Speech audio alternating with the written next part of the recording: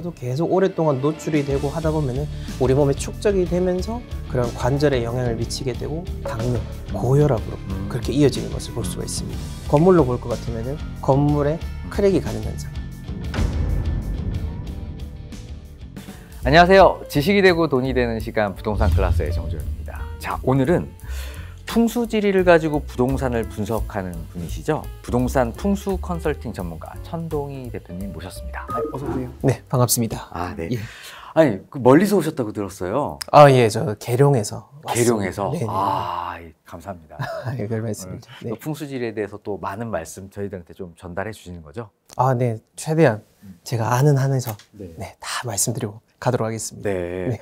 아니, 그 대통령 풍수자문 가문을 4대째 계승하고 계신다고. 아, 예, 그렇어요? 그러니까 정확하게 말씀을 드리자면은 제가 이제 풍수를 연구하고 대를 이어온 건 4대째이고 또 저희 부친께서 그 전직 대통령 중 한 분께 또 풍수 컨설팅을 해드렸던 사례가 있어서 네, 그렇게 말씀을 드리고 있습니다. 아, 네. 더 자세하게 여쭤보면 안 되는 거겠죠? 네, 맞습니다.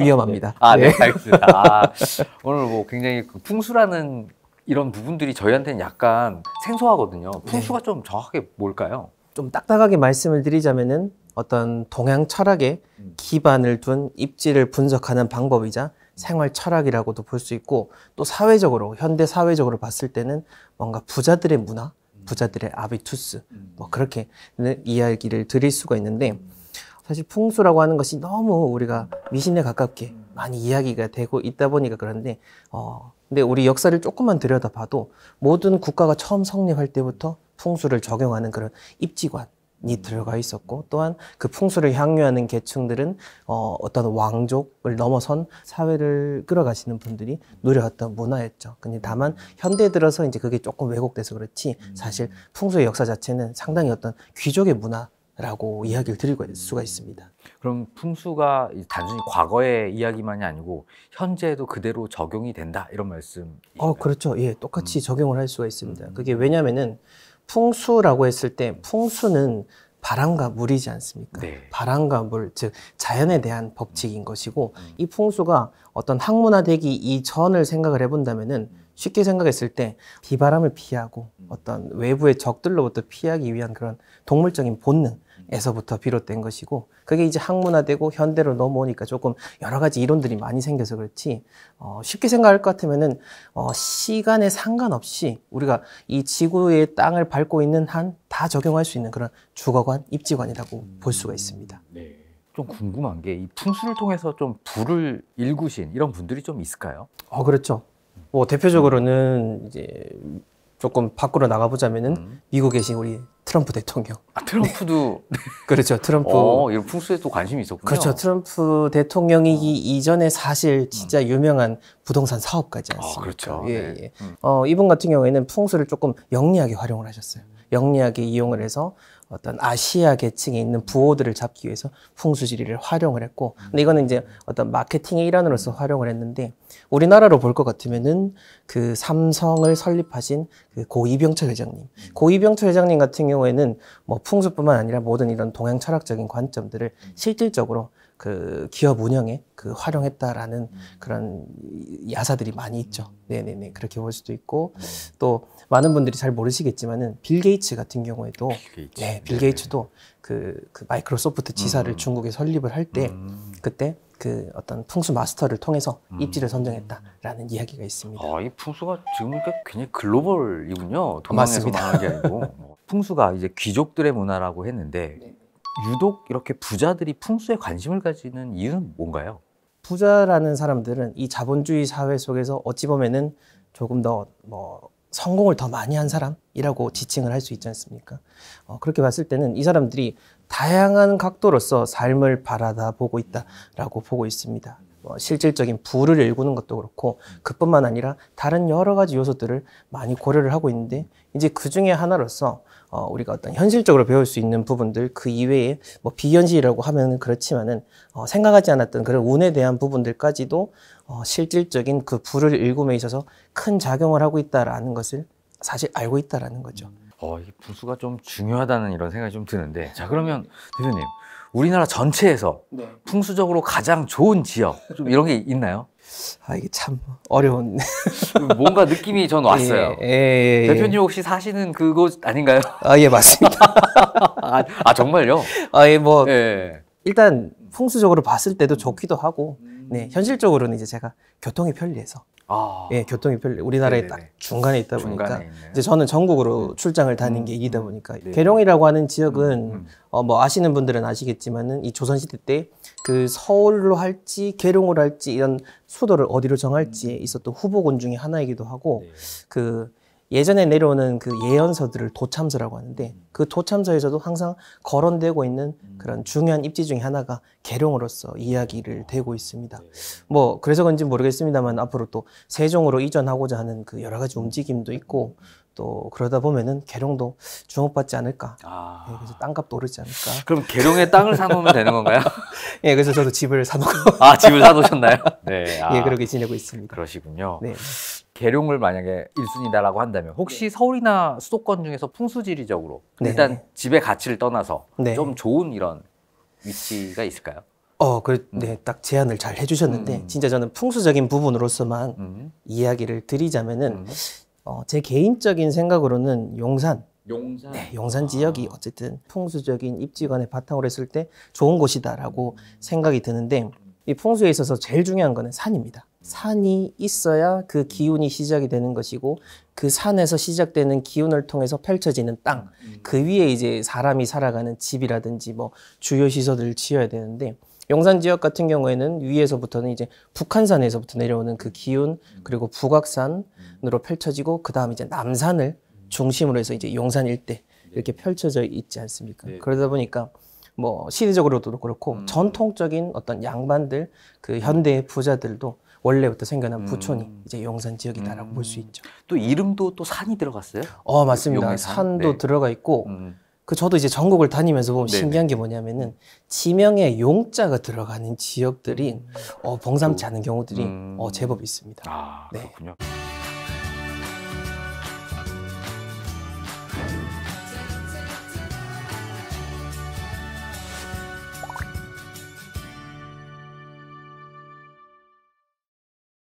부자 동네 하면 강남 아니면 한남동 이런 지역을 떠오르는데 이 두 지역의 풍수는 좀 어떤가요?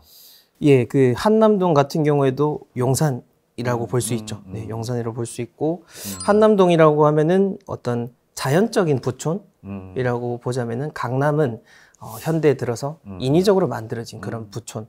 부동산 쪽으로 보면은 그렇고요.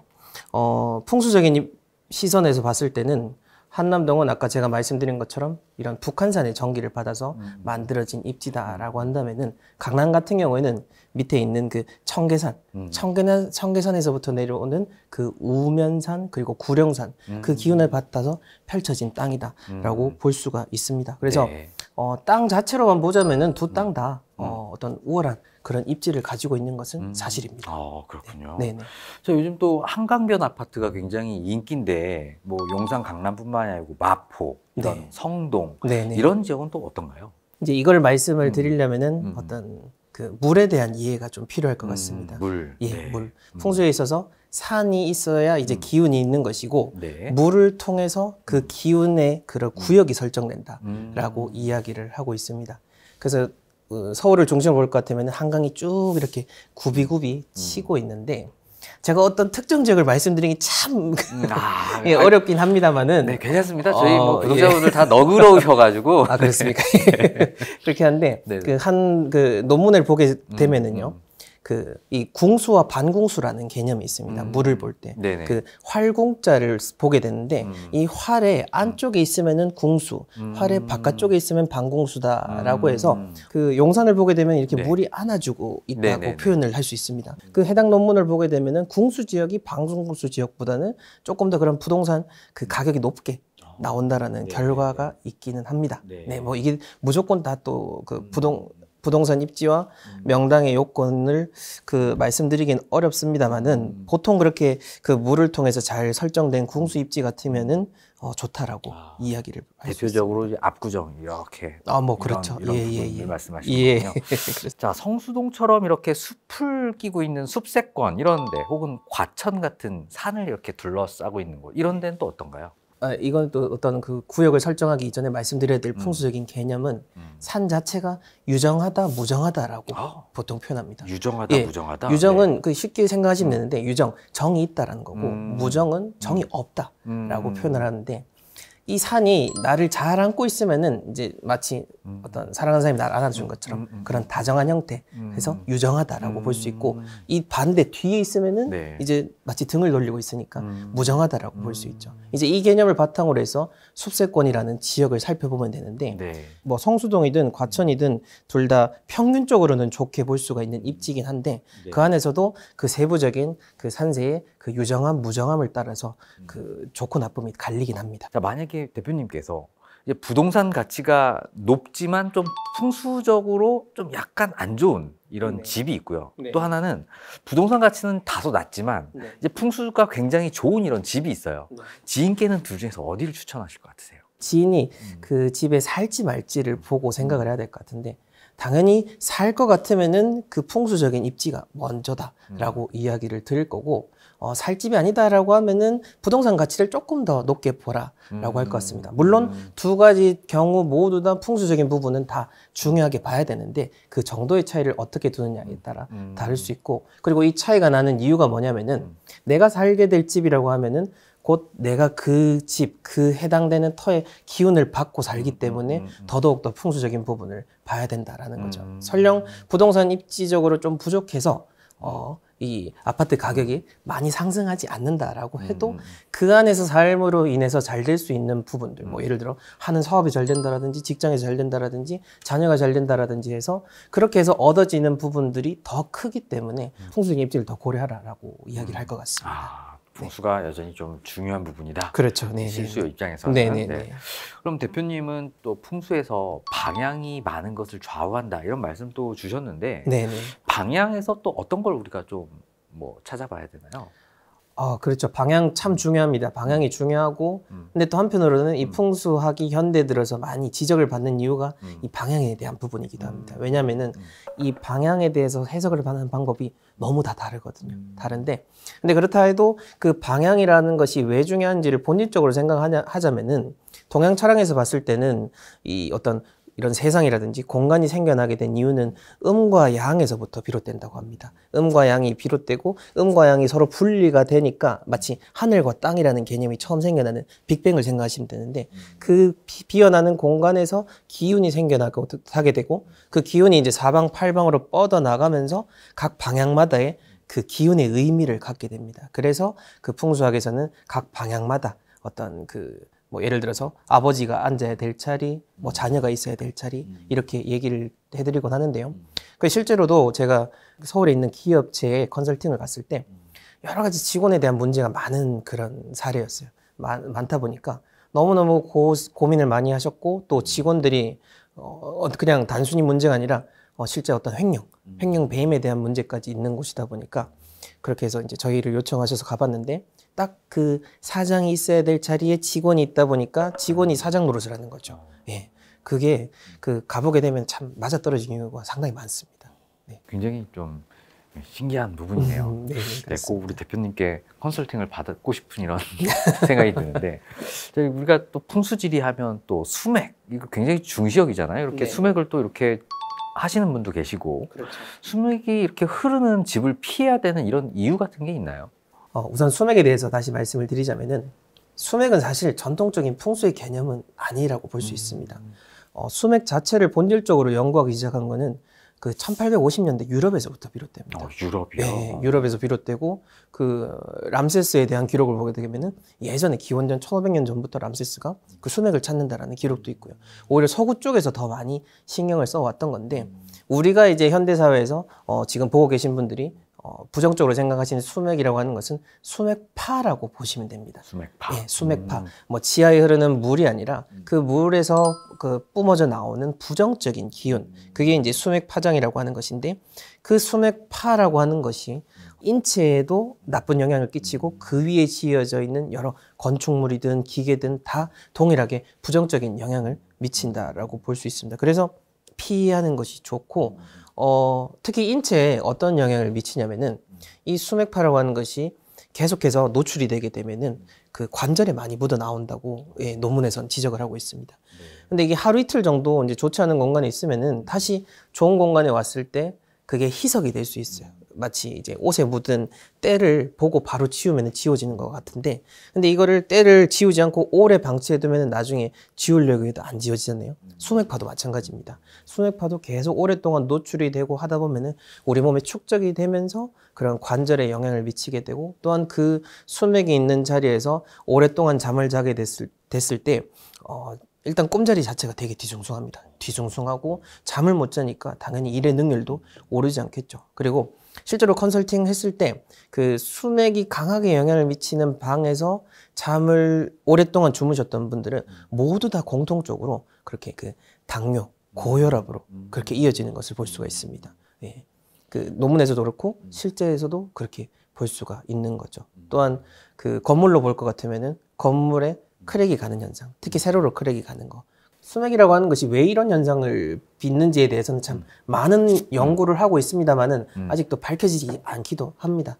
그런데 어떤 전통적인 관점으로서 이 수맥이라는 걸 좀 들여다보게 되면은 수맥이라고 했을 때는 수맥파라고 해도 결국 물의 속성을 갖는 거거든요.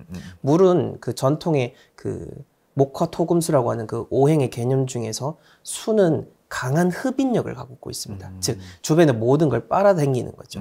그랬을 때 한 지역에 이제 수맥이 막 강하다라고 한다면은 그 위에 있는 것들을 막 끄집어 당긴다라고 보시면 됩니다. 그러니까 그 위에 있는 그 뭐 건물이든 뭐 기계든 그렇게 하는 거죠. 그 실제로 그 공장 대표님들도 이 수맥에 대해서 상당히 관심을 많이 가지세요. 왜냐하면은 그 수맥이 강한 자리 위에 있는 기계들은 그 오랫동안 그대로 놓여져 있으니까 수맥에 계속해서 노출이 되거든요. 그러다 보면은 금속이 미세하게 뒤틀리게 되고 그러면서 그 불량률이 높아지게 되는 거죠. 그 요즘 많이 문제되고 있는 게 싱크홀이지 않습니까? 싱크홀. 네. 그 싱크홀에 대해서 명확하게 딱 정의가 되거나든지 분석이 되진 않았습니다. 근데 어떤 풍수를 연구한 입장에서 봤을 때는 그 싱크홀도 어찌 보면은 수맥의 영향을 받은 것이 아닌가라는 생각도 해보게 됩니다. 아, 그렇군요. 네, 여튼 수맥이라고 하는 것이 참 무섭다라고 볼 수 있죠. 네. 네.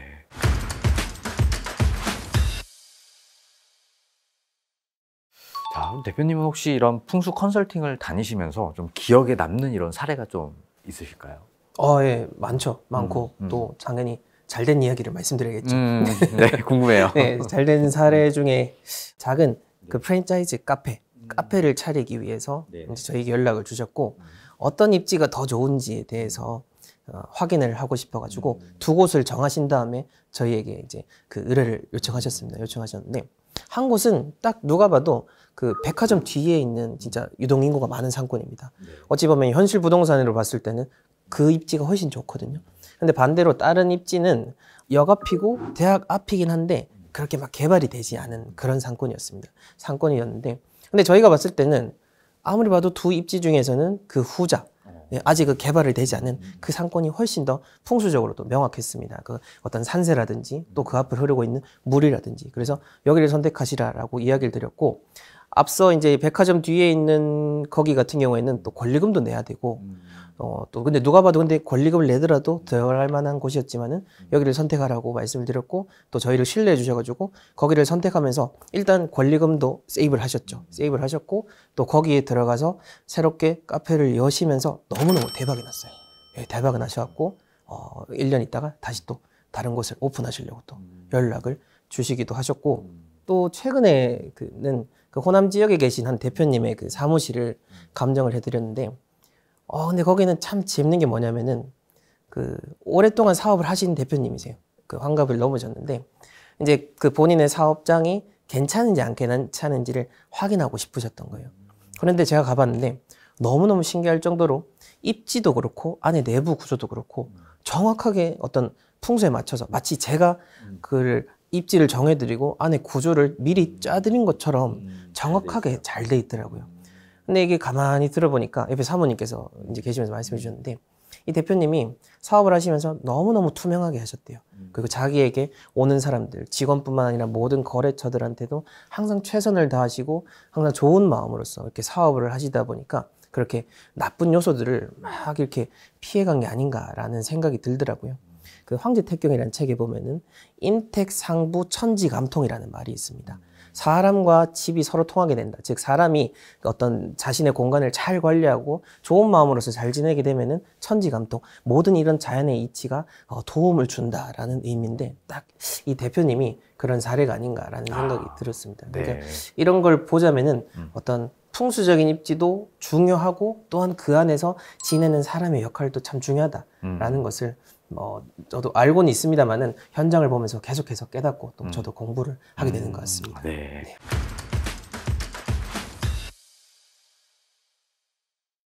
저 대표님, 전 그 부동산 풍수 전문가가 이제 고르는 이런 집이 좀 궁금하거든요.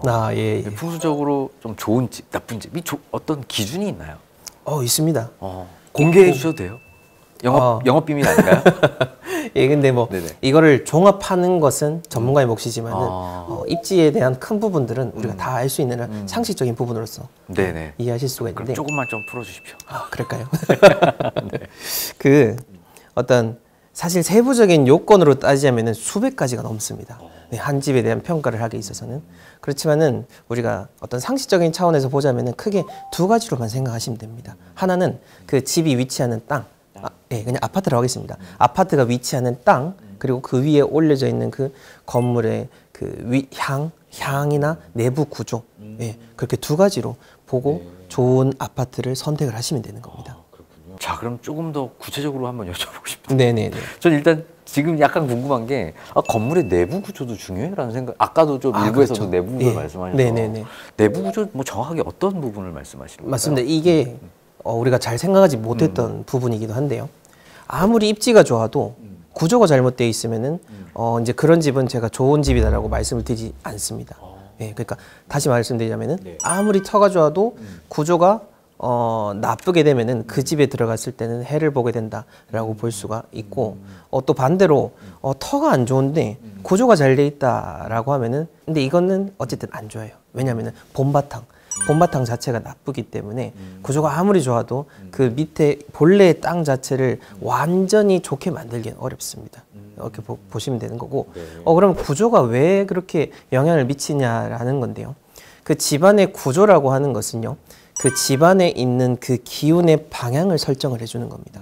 아까 앞서 방향에 대해서 말씀을 드렸었는데 방향에 따라서 그 기운에 대한 성격이 달라지게 되는 거죠. 이제 물론 그 세부적인 구조는 정말 어렵습니다. 어렵고 이거는 그냥 간단하게 말씀을 드릴 수 없는 부분이지만은 구조와 입지 두 가지 다 잘 맞아야 되는 것이고 구조 역시나 제대로 되어 있어야 되다 보니까 그래서 이제 저희가 직접 출장을 가지 못하는 경우에는 그냥 그 도면만 보내주셔가지고 그거를 분석해 드리기도 합니다. 그리고 실제 논문에서 봤을 때는 그 구조에 대한 이론 중에 하나가 이제 동사택, 서사택이라고 하는 게 있습니다. 그리고 실제 논문에서는 그 동사택에 맞게끔 구조가 잘 되어 있냐 안 되어 있냐에 따라서 구조가 잘 되어 있는 집이 그 안에서 측정할 수 있는 그 기운이 더 좋다라고 나오기도 합니다. 저도 이제 계속해서 현장을 다니고 있는 입장에서 봤을 때는 실제로 그런 구조가 잘 돼 있는 집에 갔을 때 그 느껴지는 정도가 확실히 다르긴 합니다. 네. 자, 그러면 일단 처음부터 중요한 땅을 고르고 어떤 건물의 향을 이런 선택하는 부분에 대해서 한번 여쭤볼게요. 네네. 우리가 풍수지리 하면 보통 이제 남양집, 네네. 배산임수 이렇게 많이들 기본적으로 알고 있는데 이게 네. 풍수의 기본 맞나요? 맞습니다. 배산임수가 가장 기본은 맞는데 남양에 대해서는 기본이라고 할 수는 없습니다. 그래요? 남양은 예전에 농경사회 같았으면은 정말 절대적인 중요한 입지의 요소다라고 할 수는 있는데 설령 예전이라고 해도 남양만 좋고 그럼 북향은 나쁘냐라고 했을 때 절대 그렇지 않습니다.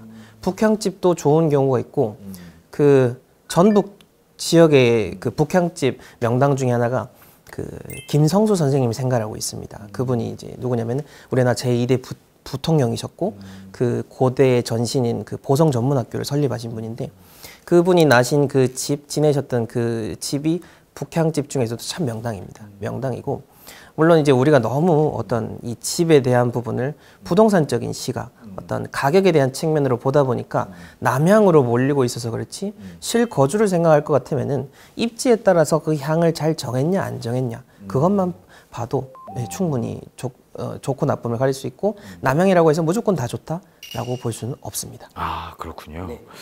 자, 일단 우리는 뭐 일단 탁 트인 이런 뷰, 이런 전망, 높은 층 뭐 이런 것들 좀 선호하는데 이런 것들도 풍수적으로 뭐 어떻게 유리한가요? 아니면 안 좋은가요? 우선 탁 트였다라고 했을 때는 내 앞을 막는 것이 없다라는 개념으로 보시면 됩니다. 네. 내가 사는 집을 중심으로 했을 때 바로 내 앞에 뭐 가로막는 아파트 동이 없다라든지 큰 건물이 없다라든지 그런 측면으로 생각하시면 되고 또 근데 또 이거를 너무 이게 앞쪽에 전부 탁 트였어라고 하면은 그건 역시나 좋지 않습니다. 일종의 분지를 생각하시면 됩니다. 분지는 주변을 다 이렇게 막아주고 있지 않습니까? 집도 마찬가지로 물론 내 뒤를 받쳐주고 있는 곳이 든든하면 좋지만은 양옆, 앞도 다 같이 이렇게 잘 감싸주고 있는 측면 그것도 상당히 중요하다고 볼 수가 있고 그 다음에 고층을 설명을 드리자면은 참 이거 고층은 제가 뭐 아무리 이야기를 해도 참 욕을 많이 먹는 주제이긴 합니다. 요즘 건물 다 올라가고 있고 또 특히나 높이 올라가는 아파트, 높이 올라가는 건물일수록 어떤 그런 부의 상징이 되고 있지 않습니까? 근데 아무리 부의 상징이라고 해도 자연의 법칙을 거스르는 거는 근데 그거는 뭐 어쩔 수 없는 겁니다. 우리가 잘못 생각하고 있는 게 뭐냐면은 거기서 이제 부자들이 살고 있으니까 거기는 좋은 곳이다라고 생각하시지만은 아니라는 거죠.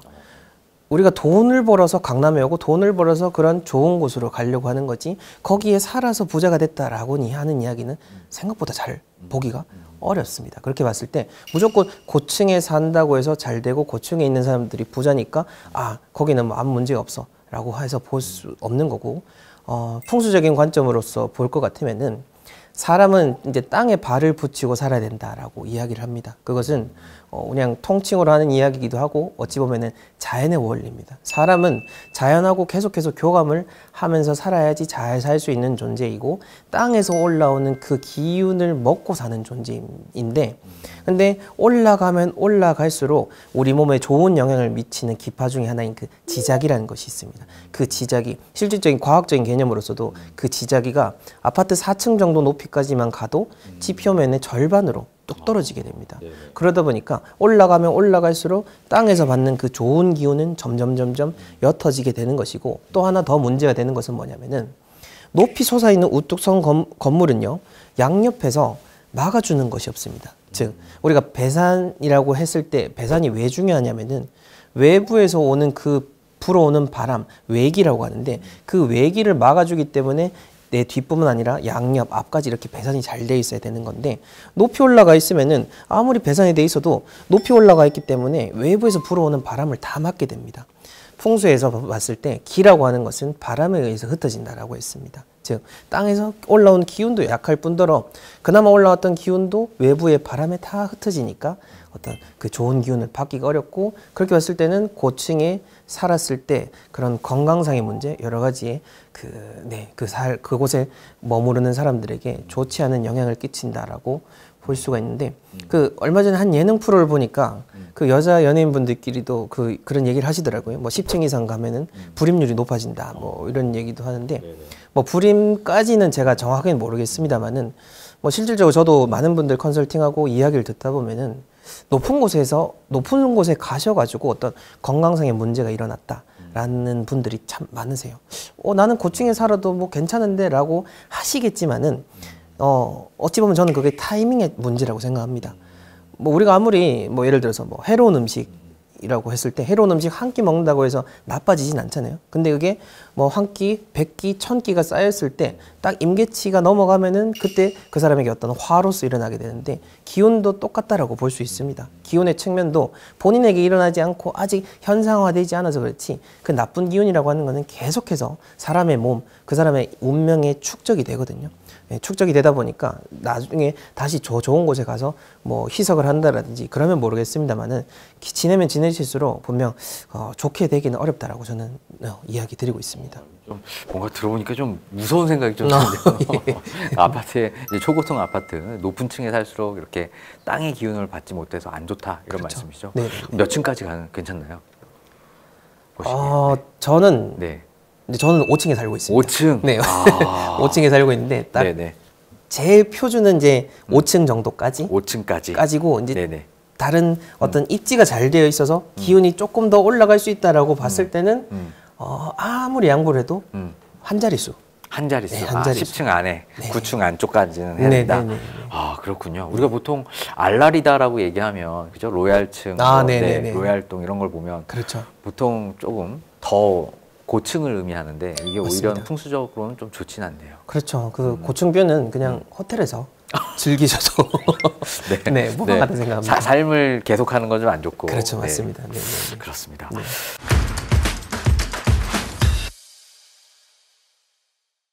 자, 혹시 그 대표님 아까 도면을 보시고 비대면 컨설팅도 해주신다고 하셨는데 네네. 우리가 요즘에 판상형하고 이런 타워형 구조가 있잖아요. 네, 그러니까 네, 네. 뭐 택지지구 같은 경우는 판사형 이렇게 성남각 같은 이런 아파트 동이 있고 요즘 네네. 뭐 재개발 재건축 때문에 서울 같은 경우에는 타워형이 그렇게 많더라고요. 예를 맞습니다. 들어서 뭐 거실인데 타워형은 이제 그 창문이 이렇게 양쪽으로 나와 있는 거예요. 네, 네, 네. 그러면 어떻게 보시기에 판상형과 이렇게 창이 양측으로 있는 이런 타워형 어떤 구조가 풍수적으로 조금 좋은 건가요? 결론부터 말씀드리자면은 판상형이 더 좋긴 합니다. 예, 판상형이 좋고 그게 왜 그러냐면은 거실이라는 공간이죠. 거실이라는 공간이 그 집 가운데에 위치해 있는 것이 중요합니다. 사실 거실이라고 하는 개념도 생겨난 지는 얼마 안 됐죠. 아파트 어떤 이런 현대식 주거 건물이 생기면서 생겨난 개념이긴 합니다만은 그럼에도 불구하고 어떤 기운의 속성상 가운데로 모이게 되어 있습니다. 각 뭐 예를 들어서 거실을 가운데로 해서 뭐 부부의 방, 자녀 둘이 지내는 방, 뭐 현관에서 들어오는 기운 등 모든 것들이 가운데를 모이는 속성을 지니는데 그 역할을 잘 수행해 줄 수 있는 것이 거실이었고요. 근데 요즘은 그 판상형뿐만 아니라 다양한 형태로 말씀해 주신 것처럼 그냥 복도실이라고 말씀드리겠습니다. 그 복도가 쭉 길게 되어 있고 거실은 이제 뭐 한쪽 귀퉁이에 있는 식으로 되게 되는데 근데 그렇게 됐을 때는 실제로 지금 지내고 계신 집이 어떤 형태로 되어 있습니까? 저희는 지금 살고 있는 곳은 약간 판상형 구조인데 예, 예, 이제 예. 다음 이사 갈 집이 네. 이제 타워형. 그래서 약간 그러시구나. 걱정이 되긴 예. 하거든요. 왜냐면 진짜 네. 말씀처럼 복도가 좀 길고 네네네. 거실이 창이 2개예요. 네네. 네. 저는 그 거주하고 있는 공간은 판상형으로 되어 있고 사무실로 쓰고 있는 공간은 복도식으로 되어 있습니다. 그래서 두 공간을 직접 다 쓰고 있기 때문에 알 수 있는데 현실적으로도 복도식으로 되어 있는 곳은 환기가 잘 되지 않습니다. 네, 뭐 일부러 환기 시설을 또 달 수는 있겠죠. 뭐 그렇게 해서 보완을 할 수는 있겠습니다만은 본질적으로 그 공간의 기운들 그런 환기가 되지 않는다라는 측면이 있고 이것은 어떤 풍수적인 부분 기운의 요소로서도 우리가 생각을 할 수 있습니다. 네, 환기가 잘 되지 않는 것이 그렇게 되어 있고 근데 그렇다고 해서 또 무조건 다 나쁘다라고 할 수는 없는데 어떤 마이너스적인 측면이 있다라고 볼 수 있을 것 같습니다. 같이 모여 있는 이런 거실은 중앙에 있는 게 좋군요. 그렇죠. 이제 네. 가족들이 다 가운데 나와서 방에 들어가면 서로 네, 안 나오니까. 그렇죠. 그런 것도 또 좀 네. 중요할 것 같아요. 맞습니다.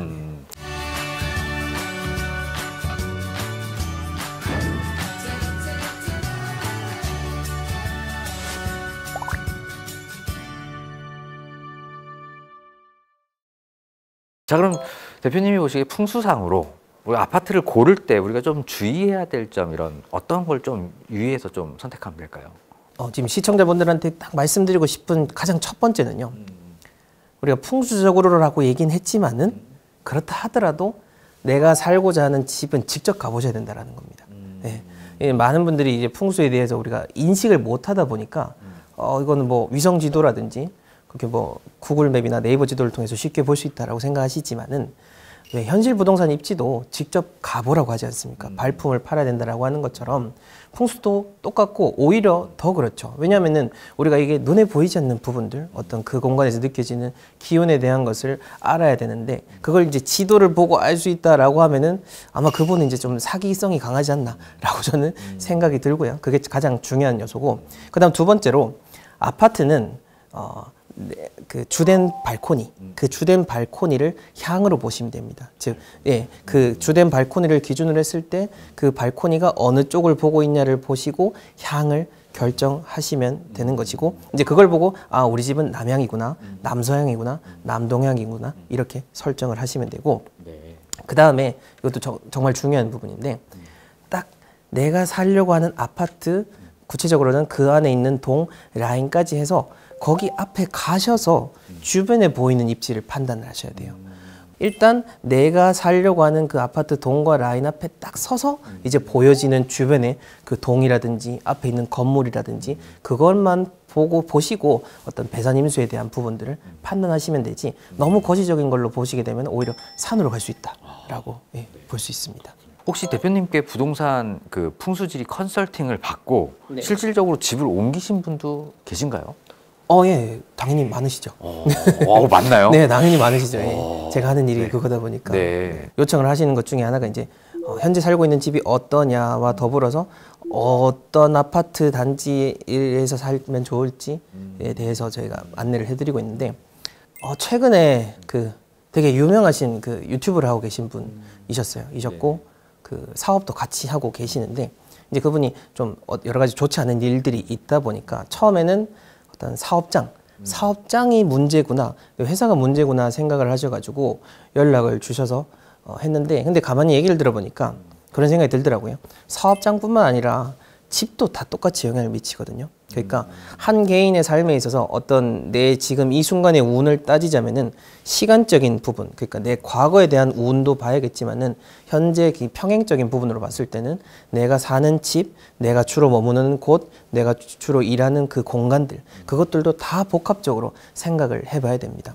그래서 이제 그걸 얘기를 드렸고, 이제 그 대표님께서는 그 집하고 사업장 다 보시기를 원하셔서 가봤는데, 역시나 이제 제가 생각한 대로 사업장도 사업장이지만은 집 자체가 그분의 어떤 일에 있어서 문제가 됐더라고요. 됐고, 그래서 이사하시라라고 말씀을 드려가지고 다행히 이제 오케이를 하셨고, 되게 지금 잘 알려진 그 청담동에 있는 아파트였는데 곧 이제 입주를 앞두고 있습니다. 네. 어쨌든 제가 말씀드리고 싶은 거는 내 지금의 어떤 일에 있어서 문제가 있어서 어떤 공간적인 부분으로서 생각을 해야 된다라고 한다면은 그런 다양한 부분으로서 생각을 해야 되는 거지, 운이라고 하는 것이 참 복합적이거든요. 뭐 내가 진짜 처음 태어났을 때 그런 운도 내 삶에 영향을 미치게 되는 것이고, 지금의 그런 내 삶을 만드는 거기 때문에 좀 더 그 큰 관점으로 봐주시면 좋겠습니다. 자, 혹시 뭐 지금 그래도 살고 있는데 뭐 이사할 여력이 되면 좋겠지만 이사할 여력이 안 돼요. 근데 네. 풍수적으로 좀 좋지 않단 말이죠. 네. 꼭 이사를 해야만 이렇게 운이 좀 바뀌나요? 아니면 좀 다른 방법이 좀 있나요? 그 집의 정도의 차이라고 볼 수 있을 것 같습니다. 정말로 집이 좋지 않은 경우, 그러니까 풍수적으로 어떻게 봐도 입지도 안 좋고 구조도 안 좋다라고 하면은 사실 그거는 이제 이사를 가셔야 돼요. 근데 참 안타까운 게 뭐냐면은 입지도 안 좋고 구조가 안 좋은 경우 같으면은 정말로 아마 삶이 되게 피폐해져 있으실 겁니다. 이미 그 집으로 인한 영향을 그대로 받아들였기 때문에 그 현실적인 여건도 안 되실 거고, 또한 이렇게 좋지 못한 입지에 계신 분들일수록 마음도 같이 좀 작아져 있으신 경우가 많아요. 참 안타깝죠. 안타까운데 이제 그러다 보니까 내가 일단 나쁜 것까지는 인지를 했는데 당장 옮겨가야 된다라는 것까지는 생각이 가지를 못했어요. 왜냐하면 현실적으로 그 어떤 비용에 대한 문제가 있으니까. 근데 그러다 보면은 진짜 미신을 찾게 되죠. 정말로 미신. 현재 상황을 벗어나고는 싶은데 어떤 돈을 들기가 어렵다 보니까 사람들이 미신을 찾고 미신을 만들어내게 됩니다. 또한 그걸 악용하시는 분들도 많으시고요. 그러다 보니까 뭐 집에다가 두꺼비 하나 두면은 좋아진다, 이렇게 얘기도 하기도 하고, 뭐 부적을 쓰기도 하고 굿도 하기도 하지만은, 근데 풍수라고 하는 것은 자연의 원리인 거거든요.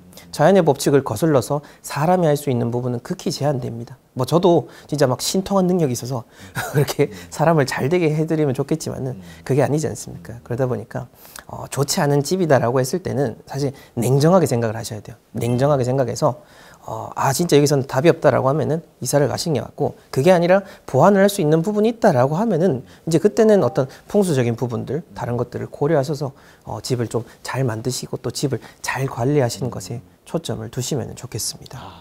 대표님, 요즘에 그 풍수지리를 현대적으로 해석한 단어, 우리가 운테리어라는 또 표현을 쓰더라고요. 네, 맞습니다. 아무래도 이제 풍수적으로 조금 인테리어를 좀 고쳐서 좀 잘 살고 싶어하는 이런 마음이 좀 들어간 것 같은데, 대표님 보시기에 혹시 풍수상으로 아파트 혹은 주택 내부에서 가장 중요하게 여겨지는 공간은 어딘가요? 네, 이것도 우리가 현대 풍수의 개념이다라고 하지만은 전통적으로 우리 풍수의 이론적으로 봤을 때 집안에 중요한 세 가지 공간이 있습니다. 그게 뭐냐면은 네. 문주조라고 해서 문주조. 네. 이게 양택 삼요, 그러니까 사람이 살아가는 양택이라고 하는 공간에 세 가지 중요한 곳이다 라는 의미인 거고, 그게 문주조입니다. 문주조. 네, 문은 옛날 개념으로 보면 이제 대문인데 아파트로 기준으로 보면 현관으로 보시면 되고, 주는 주인이 거주하는 곳, 즉 안방, 침실을 이야기하는 겁니다. 그다음 조는 이제 정지조자, 옛날에는 이제 부엌을 정지라고 하죠. 그 부엌이 있는 공간, 그래서 문주조. 그러니까 현관, 안방, 주방인데 여기에 플러스해서 볼 것 같으면은 그 화장실. 왜냐면은 이 화장실이라고 하는 공간은 원래는 우리 집안에 없는 개념이었습니다. 예전에 이 가옥을 가보시게 되면은 밖에 있었죠. 그렇죠. 마당 안에 있긴 합니다만은 주로 지내는 그 거주 공간하고는 분리가 된 외부의 개념으로서 설정을 했는데, 밖에 뺐다라는 것은 사실 더러운 공간, 주거와는 떨어져 있어야 되는데 이게 집 안으로 들어오다 보니까 어떤 기운의 개념으로 봤을 때는 좋지 않은 부분이 있다라는 거죠. 그 양택 삼요와 더불어서 화장실까지도 우리가 잘 생각을 해야 된다라고 보시면 되겠습니다. 그렇군요. 네. 자, 그러면 대표님, 일단 현관이 딱 있어요. 네. 문으로 들어왔어요. 네. 그럼 현관에서부터 바로 보이는 게 뭐가 좋은가요? 우선은 그 보이면 좋은 것보다는 피하는 게 저는 우선이 돼야 될 것 같습니다. 피하는 게. 예, 보이면 안 될 것들. 이게 뭐냐면은 피흉축이라고 해서 흉한 거를 피하고 나서 길한 것을 쫓아야 됩니다. 즉 네. 나쁜 거를 피하면은 좋은 거는 알아서 따라오게 되는 거죠. 자, 그렇게 봤을 때는 현관을 딱 열었을 때 보이면 안 되는 첫 번째는 바로 거울입니다. 거울. 예. 거울은 네. 현대에 들어서 동양의 풍수에서도 그렇고 서양, 서구에서도 풍수 인테리어를 많이 신경 쓰고 있거든요. 네네. 서구에서도 다 동일하게 그 어떤 꺼리는 개념 중에 하나로서 거울이 있는데, 거울은 보여지는 것을 흡수하는 개념 혹은 반사하는 개념입니다. 그렇게 보시면 되고, 왜 그러면 거울이 안 좋냐라고 했을 때 모든 우리 집안에 들어오는 운은 현관을 통해서 들어온다라고 보시면 돼요. 좋은 운들이 현관을 통해서 이제 뚜벅뚜벅 집에 들어오는데 거울을 통해서 다 흡수가 되거나 혹은 반사가 되니까 집안에 좋은 기운이 들어오지 못하게 된다라고 그렇게 해석을 할 수가 있는 거죠. 그리고 현관은 어쨌든 깨끗한 게 최고입니다. 깨끗해서 그 좋은 운들이 잘 들어올 수 있게 깨끗하게 해놓고 뭐 발매트도 두시고 뭐 향긋한 뭐 디퓨저라든지 그렇게 두는 것들 하시면 되는 겁니다. 네, 현관은 그렇게 보시면 되고, 문 다음에 주, 이제 안방. 근데 요즘은 안방의 개념이 좀 많이 형해화된 것 같습니다. 제가 그 고객분들 그 공간을 봐도 안방이라는 개념보다 이제 침실로 또 그냥 생각하시면 되는데, 이 침실이라고 하는 공간은 왜 중요하냐면은 한 사람이 한 집에서 가장 오래 가만히 머무는 공간입니다. 예. 그래서 안방은 밝음에 있어서는 마치 인큐베이터처럼 아늑한 느낌이 들어야 됩니다. 조명을 너무 밝게 해서도 안 되고 너무 어둡게 해서도 좋지 않습니다. 인큐베이터처럼 그런 은은한 조명을 사용하시는 것이 좋고, 그 다음 중요하게 말씀드리고 싶은 거는 식물.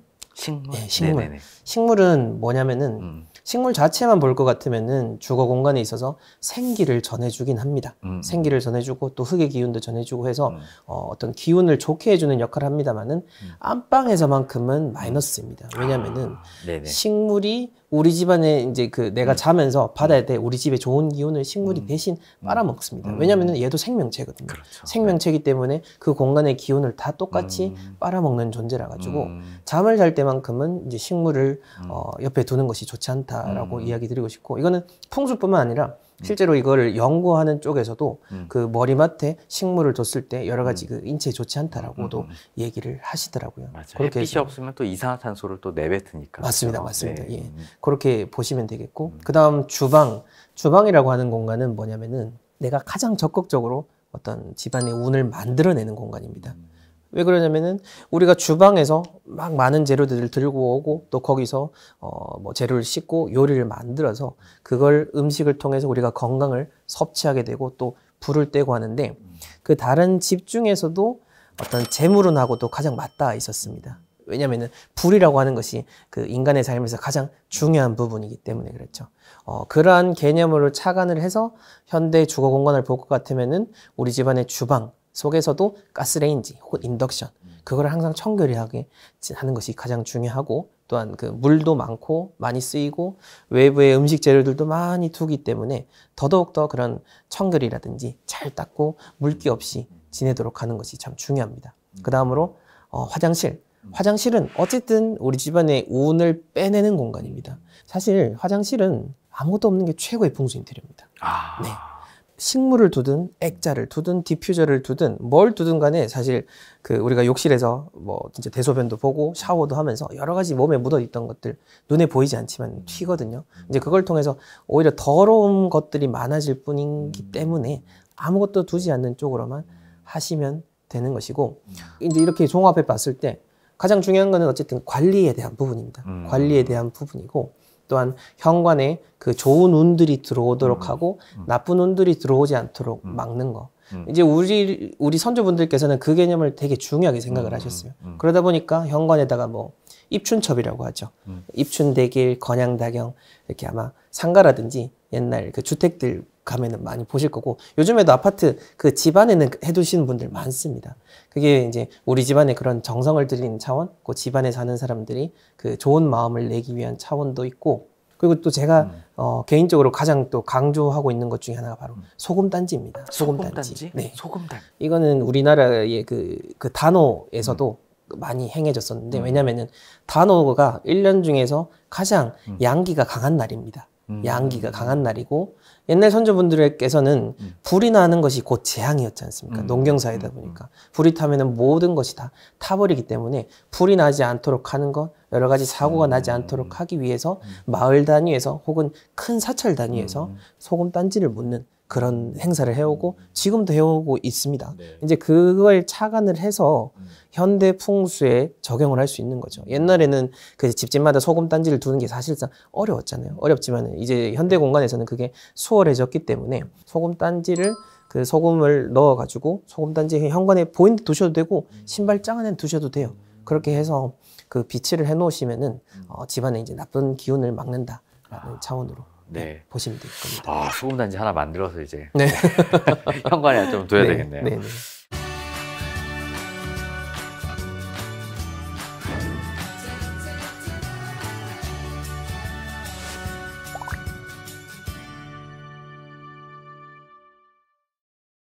혹시 뭐 우리 가족이 만약에 있다고 한다면 네. 우리 아이나 혹은 뭐 우리 부모님이나 우리 뭐 부부나 이렇게 좀 방배치 네, 어떤 네. 방식이 있나요?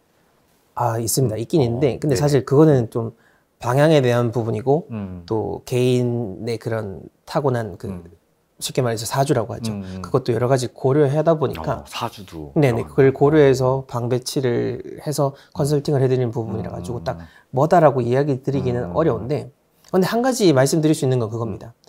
우리가 안방이라고 설정하는 공간을 보통은 아파트 안에서 평면도상으로 보면은 큰 방, 화장실이 딸려 있는 방, 이제 그걸 맞아요. 안방이다라고 보는데, 이거를 정확하게 어떤 그 구분으로 두고 그 집을 분석을 했을 때는 그 안방의 방향 자체가 안방이 아닐 수가 있습니다. 안방이 아닐 수가 있기 때문에 굳이 이제 안방으로 설정하실 필요 없고 각각 개개인이 편안함을 느끼는 공간을 그 취침하는 공간을 설정하셔도 돼요. 얘기를 하다 보니까 지금 한 가지 재밌는 사례가 떠올랐는데, 경북 지역에서 이제 자녀가 문제가 있어가지고 한 어머니께서 의뢰를 주셨어요. 의뢰를 주셨는데, 이제 그 자녀가 어릴 때 그 집에 살게 됐었고, 그러면서 이제 학창 시절을 되게 힘들게 보냅니다. 여러 가지 뭐 교우 관계도 좋지 않고 공부도 열심히 하지 않고 그러면서 성인이 되다 보니까 부모님이 너무 걱정이 되시는 거예요. 너무 걱정이 되셔가지고 그 집을 의뢰를 하셔가지고 봤는데 방배치가 참 안 맞는 거예요. 안 맞는데, 근데 그 자녀가 그 본인의 방에서 나오지 않으려 하거든요. 나오지 않으려 하는데, 근데 성인이 되면서부터 조금씩 애가 변하기 시작한 게 뭐냐면은 어머니 방에서 한 번씩 이제 낮에 와가지고 조금씩 나와가지고 쉬기 시작한다라는 거죠. 근데 너무나 신기했던 게 뭐냐면은 그 어머니 방이 딱 아들 있으면 좋은 방이었어요. 네. 아마 몸이 본능적으로 이끌린 것 같아요. 그 본인이 편안함을 느끼는 공간들이 있는 거 확실히 맞습니다. 맞고, 또 그게 전통적인 이론적으로 봤을 때도 희한하게 방향이 맞아떨어진 경우가 있어요.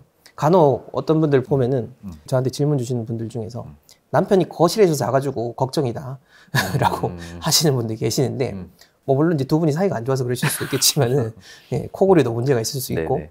근데 아마 본능적으로 남편분, 그러니까 두 분이 사이가 좋다라는 전제에서 봤을 때 남편분께서 본능적으로 거기가 편안하게 느껴지실 수 있을 그 거예요. 공간이. 예, 그렇죠. 예. 그것도 상당히 중요한 부분이기 때문에 집에 지내시면서 만약에 지금 내가 안방에서 자고 있는데 뭐 두 분이 여러 가지 불편함을 느낀다라고 하면은 침대도 뭐 요리조리 살짝씩 바꿔보시고 그것도 안 된다 하면은 작은 방에도 가보시고 거실도 가보셔가지고 어쨌든 내가 잠을 편안하게 잘 수 있는 곳 그런 곳을 설정하는 것이 더 중요하다라고 볼 수 있습니다. 네. 그렇군요. 네.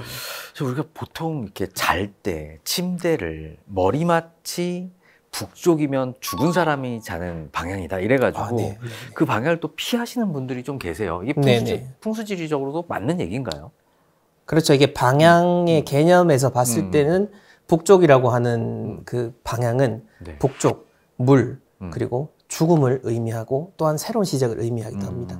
우리가 사람이 죽으면은 뭐 북망산천에 간다라고도 하고 서양에서도 그 북쪽으로 가는 거를 이제 어떤 죽음의 의미로서 이야기를 하는데 그러다 보니까 이제 산 사람 같은 경우에도 그 잠을 자는 공간, 그 머리 방향을 북쪽으로 두는 거에 대해서 꺼리는 것으로 저도 그렇게 얘기를 드리고 있습니다. 안 좋군요. 드리기도 한데 개인마다 조금씩의 차이는 있습니다. 조금씩의 차이는 있고 또한 그 집의 특성상 또 집의 그 특성상 살짝은 뭐 예를 들어서 뭐 북서쪽이라든지 혹은 북동쪽 쪽이라든지 그런 식으로도 방향을 설정할 수 있는 경우들이 있다 보니까 그건 조금 유연하게 생각을 해주시면 좋을 것 같아요. 그래서 앞에서 말씀드린 것처럼 역시나 내가 이 방향으로 했을 때 불편함을 느낀다라고 하면은 이것도 뒤집어 보시면 좋아요.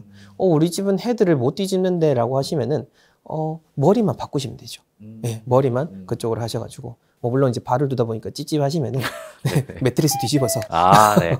그런 방법이 있었군요. 네, 그렇게 활용하시면 될 것 같습니다. 네, 그렇군요. 어느 방향이 좋은 거예요? 뭐 북쪽만 피하면 되는 건가요? 그냥 정석적으로 볼 것 같으면은 이제 동쪽과 남쪽 동쪽과 이렇게 얘기되죠. 남쪽. 예.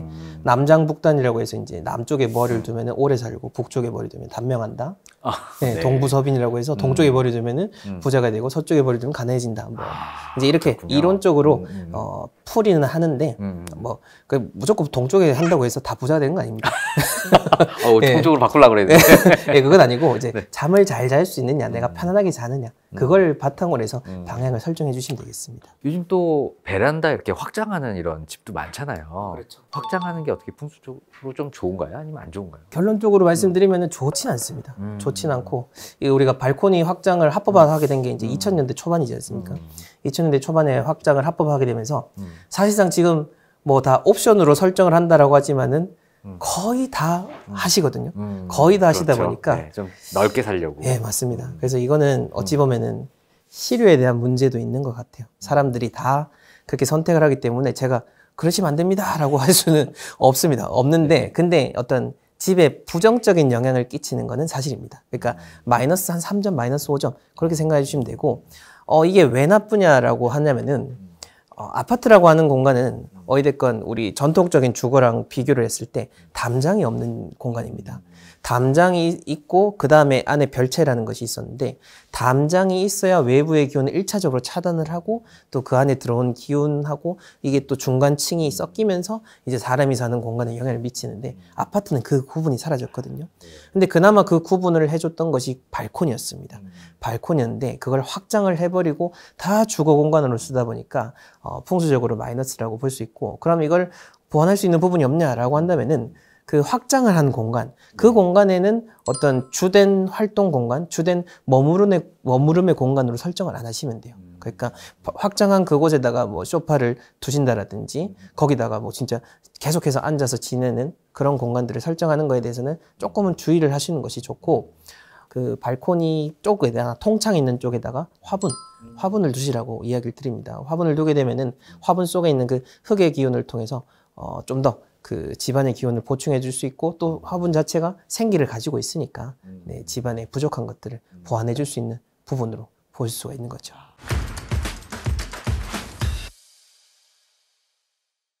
가장 중요한 게 하나 남은 것 같아요. 부자가 되기 위한 거실에 대한 어떤 인테리어 또 따로 있을까요? 거실은 아까 말씀드린 것처럼 모든 집안의 기운들이 모이는 공간입니다. 그래서 잘 모일 수 있도록 해야 되는 것이고 그 사람의 사는 공간에서 기운이 잘 모인다. 즉 생기가 돌아야 됩니다. 생기가 잘 돌아야 되다 보니까 죽음보다는 생과 관련된 물건들이 많은 것이 좋겠죠. 요즘에는 이제 두는 분들 거의 없는데 뭐 숯이요? 아, 숯. 예, 숯, 그쵸. 예, 숯은 어찌 보면 죽음과 관련된 거지 않습니까? 예, 그렇게 볼 수 있고 좀 더 좋은 의미로서 둘 수 있는 것은 뭐가 있냐면은 액자 관심 많으신데 네네. 액자 중에서도 저는 일단은 가족 사진, 가족 사진. 예, 가족 사진을 두라고 이야기를 드립니다. 이 가족의 같은 기운을 공유하고 있는 같은 기운을 담고 있는 물건이다 보니까 좀 더 거실의 기운을 활발하게 해줄 수 있는 그런 역할이 있고, 그 이외에 뭐 해바라기라든지 달항아리 이런 것들도 참 관심이 많으신데 네네. 해바라기도 좋고 달항아리도 일단은 좋습니다. 그게 뭐 전통적인 개념으로 보자면은 그 의미를 찾기는 참 어렵습니다. 해바라기는 현대에서 만들어진 개념이긴 합니다만은 그래도 누가 봐도 이제 우리가 어떤 대중적인 관점에서 봤을 때는 좋게 볼 수가 있기 때문에 해바라기도 좋게 보시면 되고, 달항아리 같은 경우에도 현대에 들어가지고 특히 가장 최근에 이제 인기를 끌기 시작한 건데, 이게 굳이 해석을 하자면은 어떤 우리나라의 조선시대의 그런 고결한 미, 깨끗함, 그런 걸 상징을 하고, 또 달이라고 하는 것은 항상 차오르지 않습니까? 물론 사라지기도 합니다만은 또 계속해서 차오르기 때문에 어떤 기운의 순환을 의미할 수 있어서 달항아리 두는 것도 좋습니다. 다만 주의하셔야 될 게 뭐냐면은 그게 오히려 잘 산다고 하시는 분들일수록 실수하는 부분 중에 하나예요. 이게 뭐냐면은 상대적으로 이제 돈이 많아지고 좀 더 집이 넓어지고 하다 보면은 문화에 대한 부분이 달라지게 됩니다. 그러면서 접하게 되는 가장 대표적인 게 바로 서양 미술입니다. 저는 이제 원체 동양적인 사람이다 보니까 그걸 뭐 잘 몰라서 그런지 몰라도 조금 기괴한 그림들도 많고 좀 많이 마음이 심란해지는 그림들도 많습니다. 근데 그게 뭐 재테크적인 수단으로서 두실 수도 있긴 합니다만은 너무 어떤 크게 해서 진짜 거실을 압도할 만큼의 우울함이 있다라든지 정말 기괴함이라든지 죽음이라든지 뭐 예를 들어 뭐 피카소의 게르니카 뭐 이런 게 있다라고 하면은 저는 그 부분에 대해서는 반대를 하는 거죠. 아무리 또 부자로 지금 살고 있다라고 해도 내일도 부자가 되기 위해서는 지금 풍족하게 산다고 해도 똑같이 이런 자연에 대한 법칙들을 잘 지키고 삶에 적용하셔야 된다라고 보시면 되겠고, 어쨌든 그런 그 심란한 그림들에 대해서는 좀 멀리 하시는 것이 좋다라고 이야기 드리고 싶습니다. 네. 자, 또 집안에 휴지통 여러 개 두면 또 안 좋다는 얘기가 있던데 이것도 맞나요? 마치 화장실하고도 같은 개념인 거죠. 네. 안 좋은 것들이 네. 있으니까. 어떤 더러움을 상징하는 거다 보니까 우리가 좀 더 집을 깨끗하게 관리하면 좋으니까. 왜 도로가에도 길을 가다 보면은 휴지통을 설치하게 되면은 도로가 오히려 더 더러워지잖아요. 우리 집도 그런 거죠. 휴지통이 막 많아지게 되면은 우리 집안에 더러움을 상징하는 공간들이 많아지다 보니까 생활에 불편함이 있지 않는 선에서 휴지통을 좀 줄이시는 것이 어떨까라고 저는 이야기를 드리고, 큰 사이즈보다는 작은 사이즈, 그리고 많은 것보다는 이제 개수를 줄이는 쪽으로 해서 관리를 하시면 좋고, 그러다 보니까 뭐 이렇게 얘기를 드릴 뿐만 아니라 저도 그래서 집에 휴지통은 거실밖에 없는 것 같습니다. 예, 주방에 놓는 그거 하나만 있고 그냥 그걸 계속해서 잘 깨끗하게 하는 쪽으로 쓰고 있는 거죠. 자, 또 제가 또 궁금한 게 네. 요즘 또 이렇게 좀 중요한 일이 있을 때 이 빨간 속옷을 입고 이렇게 다니시는 분들이 계시거든요. 네. 이게 풍수적으로 좀 맞는 건가요? 자, 네. 우선은 자 근본적인 부분부터 말씀을 드리자면은 네. 이게 풍수 인테리어가 원체 지엽적인 부분들, 물건에 대한 것들을 이야기를 드리다 보니까 많은 분들이 어떤 소위 말해서 미신에 가까운 모든 것들을 저한테 질문을 주세요. 우리 집 우리 애가 결혼을 하는데 어떻게 하면 됩니까? 네. 그래서 다 아실 것 같아요. 네, 제사 지내는 방향 뭐 이런 네. 것들도 다 물어보시고 하는데 그냥 계약하기 전에 최대한 잘 준비해서 가는 게 중요할 것 같고요. 네. 네. 속옷의 색깔은 안 예, 중요하군요. 속옷 색깔 네. 따지시기 이전에 네. 굳이 이제 뭐 거기에 대해서 제가 말씀을 드리자면은 우리 선조분들께서는 어떤 목욕 재개라고 하죠. 중요한 일이 있기 이전에 몸과 마음을 이제 정갈해야 된다라고 하는데, 이게 그냥 단순히 정갈이 하는 차원을 떠나서 당연히 육체도 깨끗하게 해야 되죠. 샤워도 잘 하시고 목욕도 하셔야 되는 것이고, 그 전날에 뭐 음식 같은 것들 뭐 고기라든지 이런 것도 피하고 술도 피하시고, 더 막 냉정하게 얘기할 것 같으면은 씨 뿌릴 때는 예전에는 그 남녀 간의 성관계도 해서는 안 된다. 이렇게까지 얘기를 합니다. 이제 그러니까 어떤 그 이성과의 관계까지도 막 그게 부정을 탈 수 있다라는 쪽으로 예전에 해석을 한 거죠.